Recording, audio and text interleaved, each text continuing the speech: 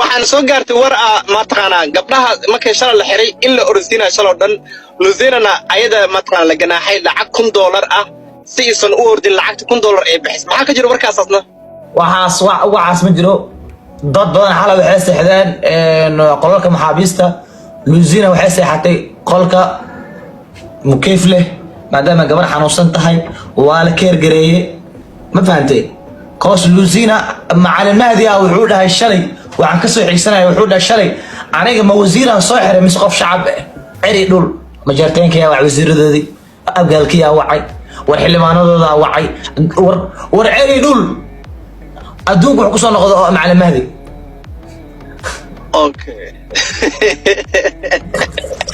okay waayan ninkan waxaa u jeednaa in mataqaanaa qoftiisa uu difaacanayo waana wallahi halkaas ii yaalo fiiri kutaaba halkaas ii yaalo maya ana xildhibaanaan leeyahay daanay fiiri golaha igu jira aniga baarlamaanka Soomaaliya nimac ka qaldan why not marka wallahi oo billahi oo talaga ku luuzina xalay sida macluumaad loo wacay qof islaam loo ma wicin ma garatay si fiican marka maya ma sha Allah hambali shaqo fiican qabatay okay adiga arrinkaaga wax naga sii bal adiga arrinkaaga wax update naga sii arrinkaaga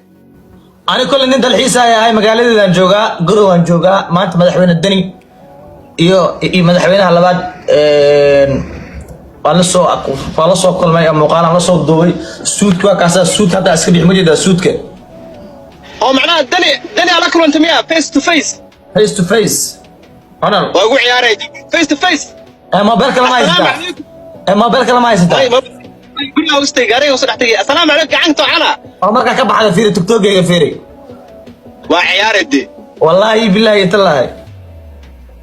أرجبر إسناد جبر واتر بستيف ما حاول يستاكتي محوها هاي تولدني ده نخرج السلام عليكم قعنتك أنا قل لنا وحاوس على لاس عرض عوتي يا جناتك أنا قعنت